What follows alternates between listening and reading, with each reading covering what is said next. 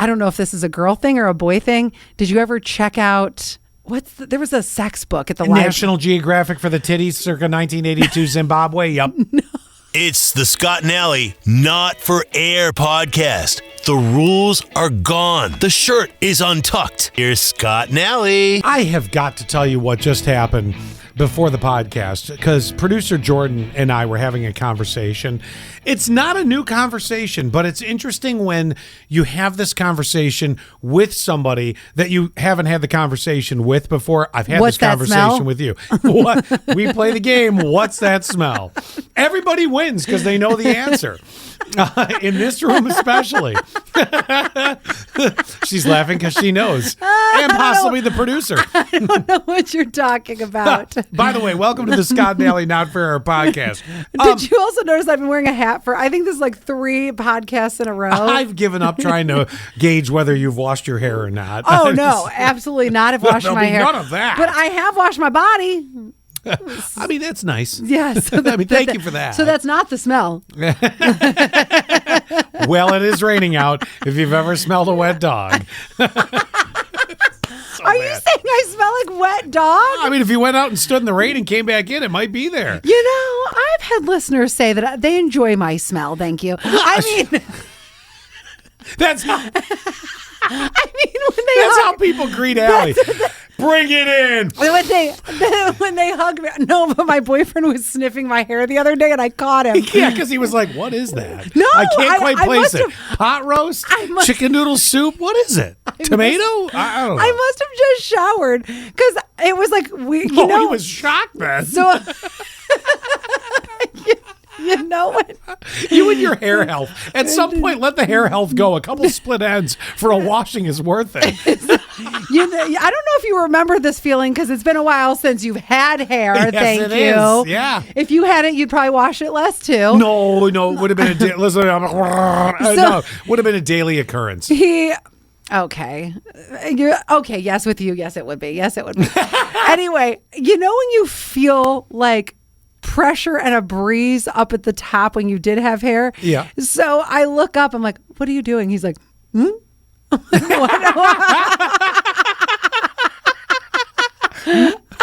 like, no, really. He got caught in the moment. He did. I'm like, what are you doing? He's like, I was smelling your hair. Oh. Dating you's like an episode of Fear Factor. I love smelling hair, though. I do. So this did not throw me off. I wonder, okay, now I have to ask this question. I wonder if because I'm just a dome, I wonder if it would smell good. Or if it would. Does Tiffany smell your head? No, I don't think I've ever caught her smelling my head. Hold on. I don't know if I'm going to. Here she comes. Okay. Okay. Wow. I couldn't even respond over here. She had to run back. Yep. It's not what I thought it was going to be. What is it? I thought it was going to be, you have a smell. And I don't know what your smell is, but you have a smell. And it's a fine smell. It's the Scott smell. Does it or does it linger after I leave or enter the room? Because sometimes some people have that. Depends how many darts you've had. Light him up. No, yours is not a lasting smell. But I definitely smell it when I'm around you. Okay, all right. And yeah, I've known you. Or if you walked out right now and I walked back in, I probably would smell a little bit of it. Okay. I thought your head was going to have the Scott smell. It doesn't. It actually has a little bit of hair smell, even though there's no hair. Oh, well, That's maybe so it's weird. hiding. No, it's my invisible hair you smell. Yeah. That's so weird, though. Would you ever smell her hair? I mean, yeah, if she's out of the shower. But you're never like laying on the couch and she's very small. We don't even get a chance to lay on the couch in our life. I swear to God. Oh, this is so sad. sad. I mean, I don't. Okay, she is very small. So if I'm like, say, giving her a hug before she has to leave or I have to leave or whatever, or something like that, you can't help because my head rests on her head. Well, that's what I'm saying. Like when we were watching Landman last night, and we're actually my boyfriend and I are very close in height. So I mean, he's just naturally then at like the nape of my neck. But anyway, but I think because we're pretty close in height, but if you're like spooning or cuddling, then I can smell his hair. He could smell mine. Sure. Depending if I'm big spoon or little spoon. Okay, back to you. Oh, back to you on the okay. You guys you have not cuddled in a long time, which means you're not smelling her hair. Well, no, I mean, but anytime I do, it's got a very pleasant smell. It's more her shampoos that she uses and things like that. And Zach likes my musk. Is that a Sasquatch in the living room or Allie? You know what's so funny? When we first started dating, he's like, God, you shower a lot. And because I was always, right before he came over, I got to shower, got to gargle, got to do all the things. Yeah. And I just thought to myself, you're going to be really pleasantly surprised when it's like 6 months down the road. But he did say, he's like, no, I like more of a natural smell. Like, I don't need you to be like so like showered up. Oh, yeah, which is great for me. Thank God. So yesterday I went to his house. Didn't shower. That like took a lot for me to not do it because I'm still trying to, I'm trying to impress him. You know what I'm saying? Oh God, you were there at one. Comment so bad. Go ahead. The text you sent me yesterday. Finally pooped.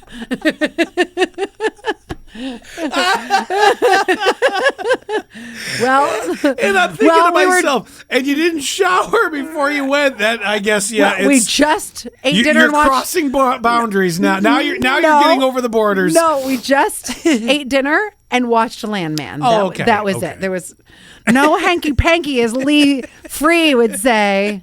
That's Scott's dad. Oh God, that's too great. No, it was a school night. Yeah, I get know it. the rules. I understand completely. Listen to me. You know the rules. I'm trying not to cry laugh over here. Wait, how did this start? Okay, I smelled your head. Do you smell Tiffany's hair? This has been the theme of our life today. I don't remember. But I gotta say something. I've been veering from my regular podcasts, and I listen to some other podcasts, and dang it, we are way better. Oh. And here's why. I'm not saying they're all A+++++. But this one podcast I've listened to recently, twice now, their mic is cutting in and out. Ooh. They can't even get the basics down.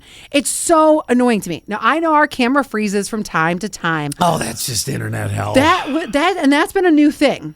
And with it freezing, you still hear the audio, though. Yeah. But regardless, like, these people are making big bucks, and they're still having, like, ishy problems. Yeah, well, and let me ask. I mean, because this podcast, it's the Not just, for Air podcast. Yes, the Not for Air podcast, our podcast. Mm-hmm. It is just a dose of, here's the reality. I mean, we're talking about not washing your hair on the regular basis and stuff like that. But this is life. This is life. I mean, like, our podcast is just silly life. Not everybody's going to live our way. Some people are going to go, ew, Allie. Other people are going to be like, girl, I get what you're saying. And that's what it's about. I'll ew you even more. And we wouldn't know what to do if a celebrity walked in here and sat down for part of the podcast. I'd be like, I wouldn't want it. But also, and this, you can ew this even more. I've talked about this for years, but I just recently, I can't remember what we were doing, but he had a little musk, if you will, because I like to nuzzle in, whether it's like the armpit or on the chest or whatever.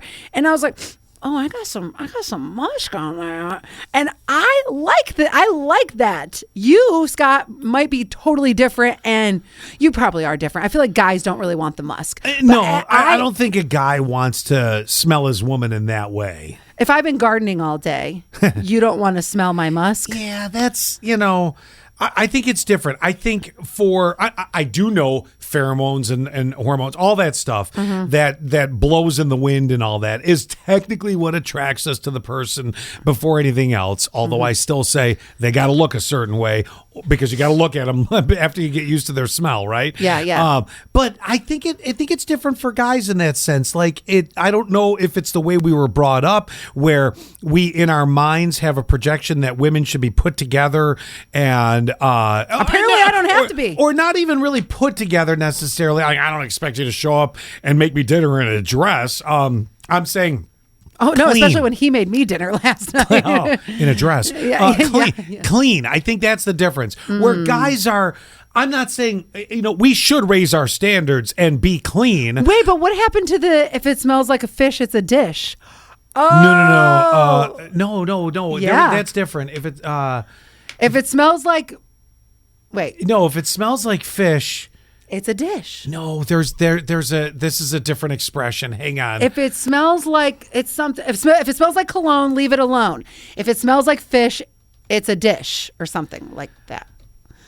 I'm getting the saying right now Okay. because there's something to this here. And immediately what comes up? Comedian Andrew Dice Clay. Oh, my so God. you can only if it smells like fish, it's a dish. If it smells like cologne, leave it alone. Okay. Bam! Got it. Not going to necessarily Scott, believe that's that. not Scott's mantra. That's not his mantra. No, You're such a clean freak. Such a clean freak. Let's When see. it comes to the body, you are such a clean freak. Well, yes, I prefer to be I clean prefer and to to be Brillo with pad someone my ball clean. sack. What? What? I prefer to Brillo pad my ball Yes, sack. that's right. Absolutely. If it smells, no. Oh, read it. Tell me. No, Tell me. 'cause Yes, it's the Not For Air podcast. If it You're smells allowed. if it smells like fish, eat it. If it smells like cologne, leave it alone. Yeah. Yeah. So similar, same. But there is a different one. There's a different one where where I Where know, it's anti-fish? Yes, no, it's anti-fish. only in Scott's world. Yeah, I'd You probably made it up. maybe. I have If standards. it smells like fish, you better go swish. That's disgustingly funny. Thank you. Oh my God! All right. Okay, back to the. I don't even know where you had started with something. I don't know. It was you talking about how you were wearing a hat. I was telling you how Jordan, the producer, and I yeah, were your having a conversation. conversation. Now, I said this. I said, this is a conversation you and I have had, and I'm not going to allow you just to say it's because you're old. We were No, but I love that joke. Yeah, and I now need that it. I'm dating an old man, I love it even more. You really give it to him? Oh, yeah, Yeah. absolutely. Yeah. He'll like get up from the couch and it might be like, I'm like, oh, creaky knees. Yeah. There you go. Can I get you some fish oil? Yeah. So we were talking, and I don't know how we got on that subject, how Jordan and I got on it. We were talking about shaky cameras in sitcoms.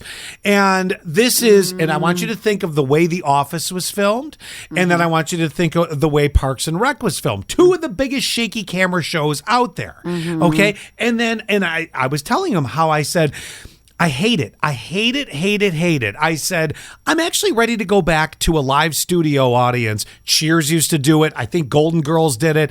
I don't need a laugh track. I don't need the old, Brady Bunch laugh track. That was the class. Oh, I know how we got on it. The Brady Bunch house in California just got historical qualifications. So it's going to be around. cool. Like we were talking about how, well, that's a piece of Americana. It should have the classification of a historical building, Right. and- That way it won't get sold or torn down. Right. or- They're not gonna, they're not gonna look at it. Somebody's gonna walk in, and let it go. And remember, they just spent a fortune and a lot of time to completely renovate it to almost museum-like quality of what it would look like in the show, which is kind of cool, really. I think they should do that, and this might already be in existence, but they should do that with the Christmas Story house too, because the people who bought it renovated it to look just like the movie. That's and great. Now, right, and they have a museum inside, and I think they should make that a classification too, just in case like whoever comes after those guys doesn't ruin It doesn't lose it, you Right, know? right, yeah. Right. So that's how we got into this. And Okay. somehow we were into it, and we were talking about the shaky cam thing and how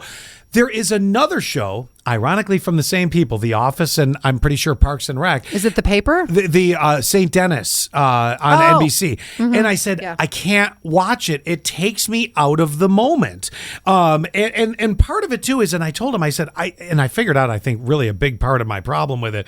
I said, it makes me very nauseous. And Is it because you're old? right. Yeah, that's what it is with creaky knees. No. So, I've never had great eyes. I mean, they're pretty, but that's about all they're good for. Right. Seeing not so great. And I'm wondering if it's something because I even looked up, why do we still do shaky camera sitcoms? And they even said in my search, it said it's very divided. Some people find it to be like, oh, this lost footage found moment, and then others complain of nausea. So I'm not alone. I'm actually not alone on this. And I think it might, for me, come down to the fact one of the reasons, like, I don't like hockey. I have a hard time following the puck on the ice. Yeah. And I'm wondering if that whole snap camera, like where, you're in, you're out, you're, this and that. I wonder if that's part of it because it does pull me from the moment. And quite honestly, I like to have idiot television. I don't need to think. If, when I'm watching videos constantly and I'm scrolling on TikTok and Reels and there's people who like walk you through certain things, do you scroll past those pretty quickly? Because I find myself feeling like I'm involved there. I feel very embraced by it. And I think that's part of the whole reason why The Office and Parks and Rec did that camera shot or that style.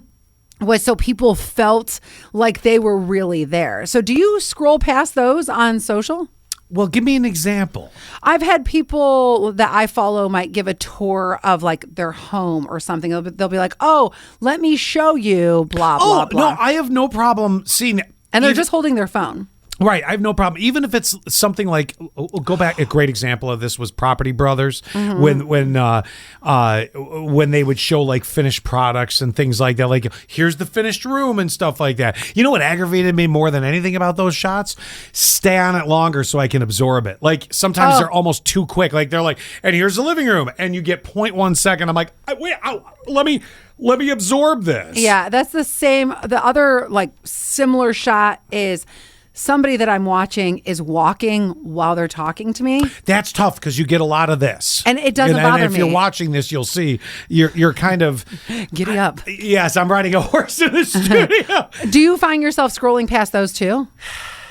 If it's too shaky and distracting from what they're trying to get across to me, yes. Okay. And that's where I lost.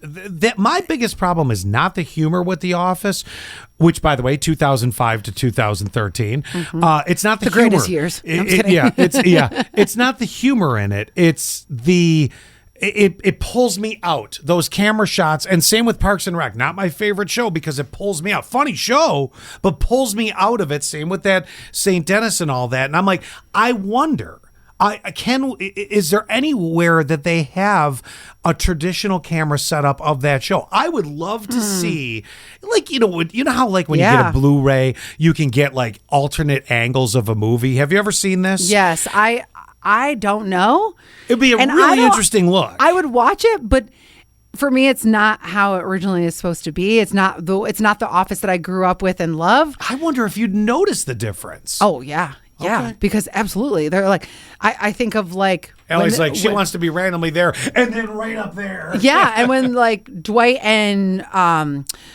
is doing like parkour and the camera angles are shaky, or there was one where there was a 5K in one of the episodes of The Office and they're like running next to Michael Scott. I like it and I need it because that's what makes me feel comfort. I just don't need to see your face talking to me, then suddenly your knee, then back to your face, then your knee. Oh, that's dramatic. I get Scott. it. That's so dramatic. Yeah. But now that's how we ingest media.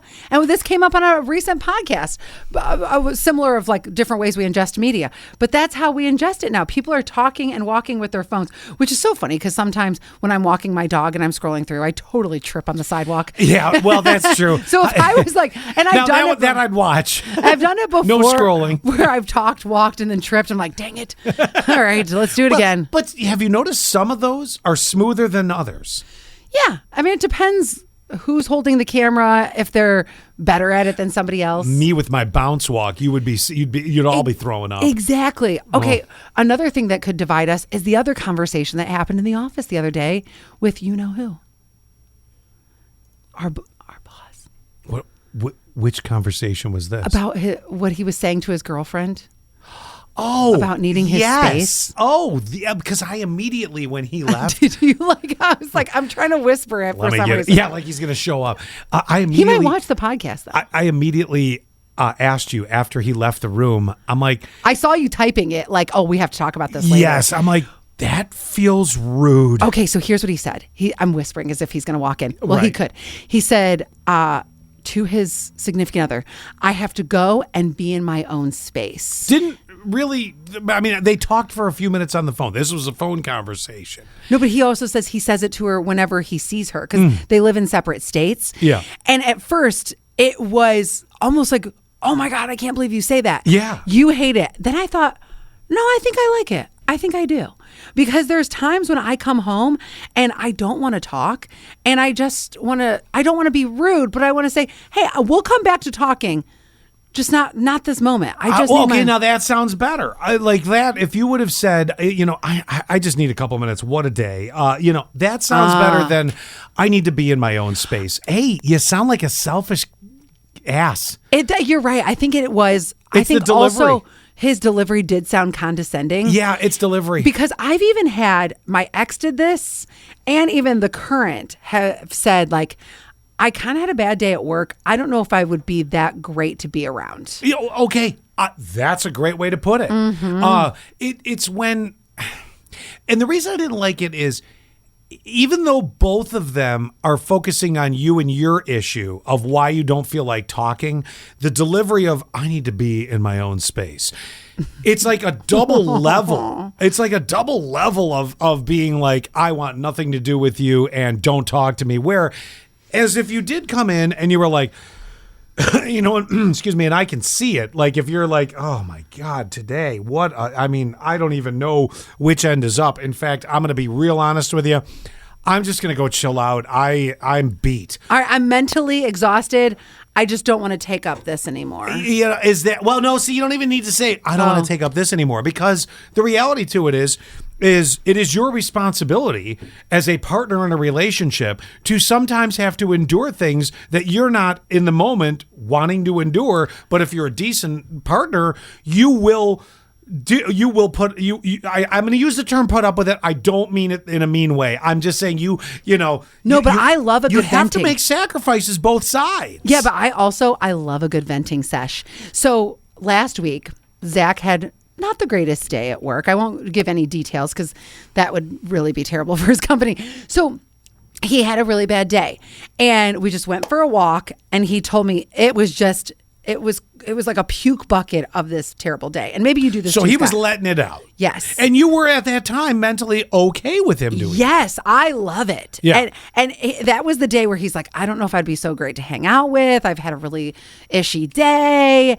And then after he vomited out his day, he was like, oh gosh, I do feel better. I'm glad that he did. Now, sometimes though, it doesn't work out that way. Sometimes, like Scott, you don't want to talk at all. You're like, I just can't. I can't even talk. I've talked all my words before noon today. But I love hearing about it. Now, come back to you for a second, okay? Yeah. Had he, been in a situation where you knew that it was a hellacious day or whatever, and you just shut him down. That's the problem I don't like. His statement, our GM, he's our friend too, but his statement to her felt like you were just shutting me down before I even had the chance to absorb the fact that, okay, this might take more than I have right now. In fact, that's even a better way to say it is, ooh, I do like that, Scott. What you have might be more than I'm capable to do right now. Because basically what you're saying is, I want to hear what you have to say. Mm-hmm. Give me a little bit, okay. or we'll pick back up on this later. When you say I need to go be alone in my thoughts, you're basically going, I don't want to hear anything you have to say. Don't even attempt to start telling me. Mm. Whereas at least I feel the way I delivered it kind of gives you that vibe of, okay, you know what? This will hold. We'll get back to it. The door is going to open. The door is going to open because ultimately I am going to want to hear it, because the truth of the matter, and maybe he will, maybe he did, but want to hear eventually. Mm-hmm. I just didn't. There's a difference between tact bordering on rude. Yes. And also, I like that you're saying I don't have the space for that right now. Now, at if you this sit there and moment. go, I don't have the energy for you at the moment. No. What does that sound like to you? It sounds like I'm an asshole. But the other thing is, I do want to talk about my day. So I have to think sometimes, hey, it's not just me in the relationship. So even though, let's pretend, Scott, you and I are boyfriend and girlfriend. Even though you're not there right now and you're like, I just can't listen to Allie, bitch. So you might not be there, but I really, really, really want to say it. If you do say it the way you just delivered it, I think I would go, okay, but I eventually get to. Because I need to. You're my person. Yeah. I need to do this. I don't have a problem with eventually getting there. And mind you, this is not a situation that happens often. In fact, I'd be very concerned if it did happen often, where the person was saying, "I need to be alone in my own thoughts." I could, if that was a constant, I could understand. That's a bigger red flag. Yeah, I think it's the delivery method. We have lost. The art. We've lost the art. Yeah. Mm-hmm. There's a way to be. Sometimes tact requires a sharper tact, if you will. Other times it just requires, I'm setting this boundary, but I'm also setting it where I want you to understand I'm not putting walls up and blocking you. I need to be alone in my own thoughts. Feels like you just dropped a wall. I have no options. Whoop, and there it is. That ties into something else too. Have you ever been with somebody who absolutely never wants to talk about their work? This is so weird to me because I always talk about work, like always. Yeah. And I know it can probably be a little annoying in a relationship. I always talk about work. Whether it's topics. We have a lot of variations of things that happen. So I hate to say we're always interesting in the private world. No, but it's like I want to talk to them about topics. I want to talk to them about my dynamic with you, my dynamic with our boss. I want to talk about all these things. So I love doing it.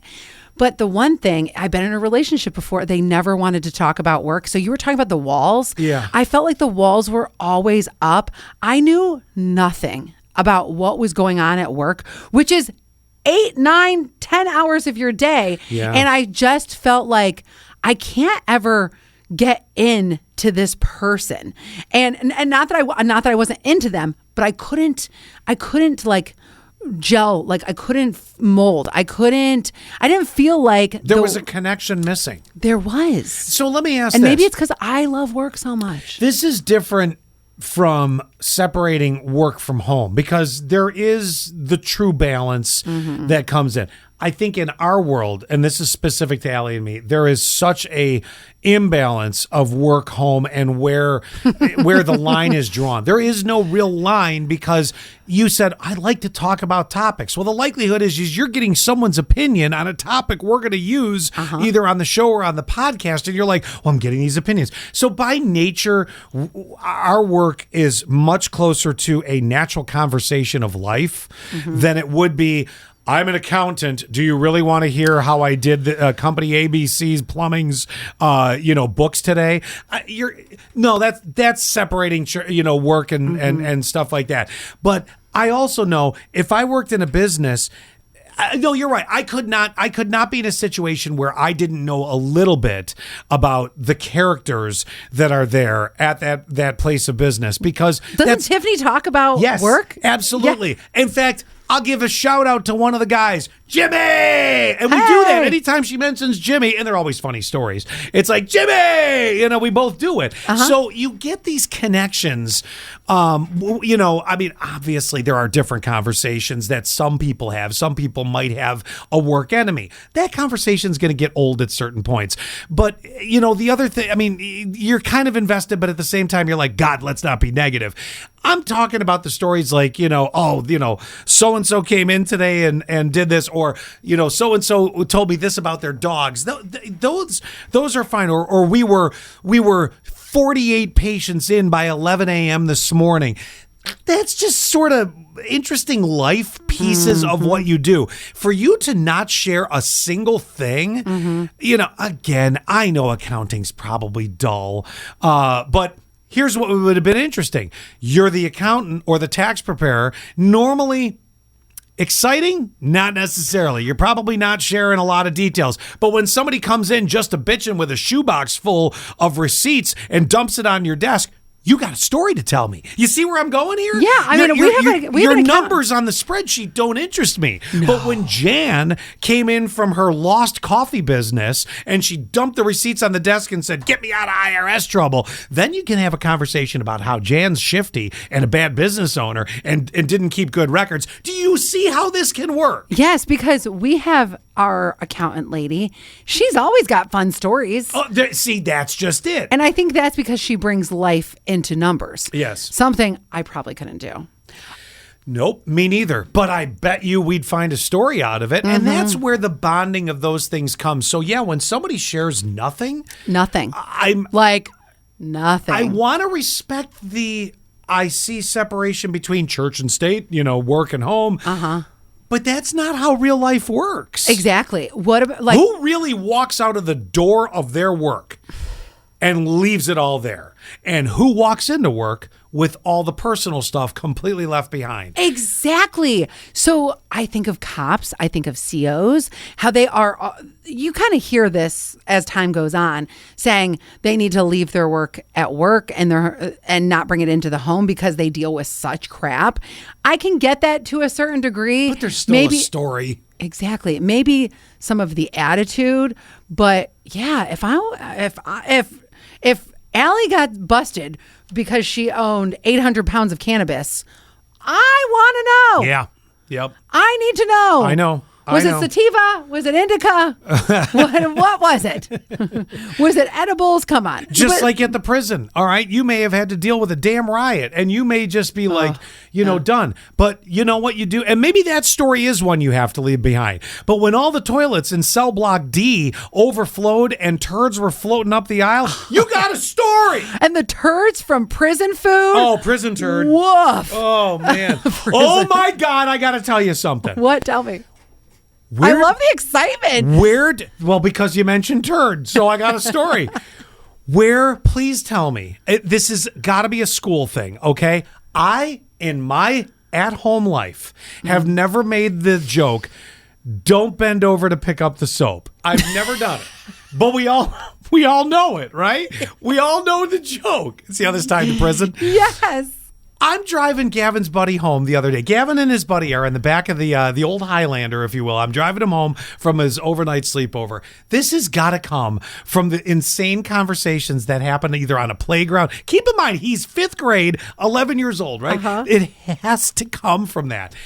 These two, I made some comment of something, and they both launch into, oh yeah, you never drop the soap. Don't drop the soap. Nope, never drop the soap. You can't drop the soap. You know what happens when you drop what they're saying?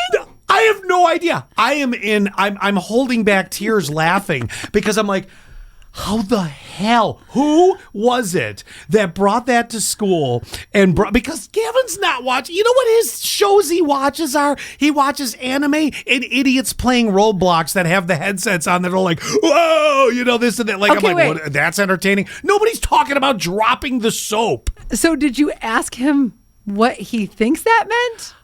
I don't think I wanted that answer. Okay, because this, I assume, was the same car ride that he told you the difference between a lady and a woman. Yes, and a lady is, I forget what he described the lady as, but he said a woman is just old. A lady is something different, but a woman's just old. And so these are just two 11-year-old boys going at it, and I'm laughing because I'm going, I know exactly the phrase, don't drop the soap, but these two passionately got into, no, don't drop the soap. No, you never want to drop the soap. I don't think they actually know. I don't know that they know either, or maybe they kind of know, because guess what's coming up at school? Oh, the sex talk already? Permission slips for the talk. No, already? How are we here? He knows about not dropping the soap. He needs the talk. So when I had that sex talk, the first part was the periods. But they keep it very medical in the beginning, and then they leave all the interesting stuff to the question and answers, hoping they won't have to answer it. At least that's the way it was for me. Oh my God, can you imagine? I was the first class. I remember this to this day. St. John the Baptist, Kenmore, New York. I give you a shout out. I used to go to school there, and I think it was 4th grade because I moved in 5th grade. I think it was 4th grade. We were the first class. That had to have been the late 70s. 71. How old was I in 4th grade? 11. Early 80s, maybe. We were the first ever class to have the sex talk. Can you imagine what that's like in a Catholic school? Yeah. Okay, I'm drawing a picture for you because our school... And then I remember health class in middle school when I went to school, and it was very interesting because it was more the medical side of it, and it was a very interesting, like, I have reproduction. Yes, it got into a lot of that and how the body worked and things like that. Ours was too, but I'm going to show you a picture of what ours looked like. So first it was periods, and of course they gave us a pad that was like 13 inches thick. Oh yeah, they start here. Like, you're walking around, you're like, ah. Yeah. They also used to have pads in the bathrooms at school. And I don't know if they still do or not, but they used to have pads in the schools. And it was a pad that no one ever was going to use. Literally, you had could to, mop but- the floor with this pad. Oh my God, yes. But then they had this drawing of like, it was basically the profile of a man's wiener. And it was the profile. If it's square, there's a problem. I know. Okay. My drawing is terrible. And it was like, this is so gross. Not gross. I don't mean gross, but it was like so weird. Then they had it like, then the next slide had it here where it was like inserted into the woman. Why does she have a bulge? I'm not sure. Maybe that's her fupa. Anyway, that doesn't. But what I'm trying to point out here. It looks like a candle on top of a candle. I don't know what you drew. I was trying to draw. They basically drew. They were like, "Here's a penis," but they never showed a penis. Or I'm sorry, they never showed a real person. It was just the profile with a penis shooting out, and then it was the profile of a woman. And then it was like, then all of a sudden they were together. Yeah, I don't know. I mean, that's as far as they went. They're not in the business. Here's the thing. I don't believe any of these talks are in the business of explaining pleasure. I believe that they're in the business of explaining how it works. Right. Which is, right. And it really does start there. And that makes sense. I mean, I get that. Okay. What? Did you ever, I don't know if this is a girl thing or a boy thing. Did you ever check out, there was a sex book at the library. National Geographic for the titties, circa 1982 Zimbabwe. Yep. No. There's a book, and maybe it's called like Let's Talk About Sex or something like that. I know the book. It's animated. I know it's a cartoony book, isn't it? This one was like, okay, a little bit, but like it was like from the 70s, and here we are, we're like, and we checked this book out, and it's brown. It's like that brownish yellow, like how it was from the 70s. Yes. God, what was the name of it? I thought it was called Let's Talk About Sex, but I don't think that's what it's called. No, but it reminded me of the Where Does My Poop Go book, or the poop on the toilet book. Uh-huh. It was a much more innocent. Innocent, but not, because I remember. Yes, you're right. Innocent, but not. Because there was also some positions in there that it was like Kama Sutra, like, I was just actually. gonna say, wow, what did they do at North Ridgeville High School? Teach you Kama Sutra? It was middle school. Oh, wow. And in middle school, here I am checking out sex books. Wow. And which is funny because I lost my V card. I'm still a virgin. No, because I thought you were just about to unleash a date and time, and I'm like, I should leave the room. No, but it was way, way late in life. I was holding on to that thing with the death grip. 37? 37. That's right. 37. Me too. Yeah. Still a virgin. Oh, yeah. He's like Mary. That's why he has 3 children. Yes, that's yep. Like you're Mary, not Joseph. Sometimes it works. Right? Exactly. Joseph. Boy, do you shooting. suppose Mary sat there and goes, when it all got done in that, at the end of time for her, she was like, Jesus Christ, I had to have this immaculate conception. I like how you just said Jesus Christ, by the way. Like she's talking to her son. Okay, so she had to have immaculate. She gets up there, I mean, it's she's like, and I didn't even get an orgasm for this. I know, right? This is what I'm thinking. It's like, God damn it. And that's what happens. So here's Mary walking. And does Mary just walk into heaven like it's home? Like the door opens. She's like, what a freaking life. Jesus Christ. I mean, oh, hi, son. How are you? My God. And he's like, yes, dear. She's like, I didn't even get an orgasm out of this. Really? Honest to God, door swings closed. She's just home. She better be having 19 of them. I mean, no, 1,900 of them up in heaven. I mean, Lord. if you're going to say what is heaven, some people are like, oh, I imagine pearly gates. And then can you I eat imagine chocolate and don't gain weight. No, Mary's like, give it to me. And then could you imagine? She's like, honey, I didn't even get to scream your name. Maybe on that note, with the religious stand-up comedy coming out, it's time to wrap up.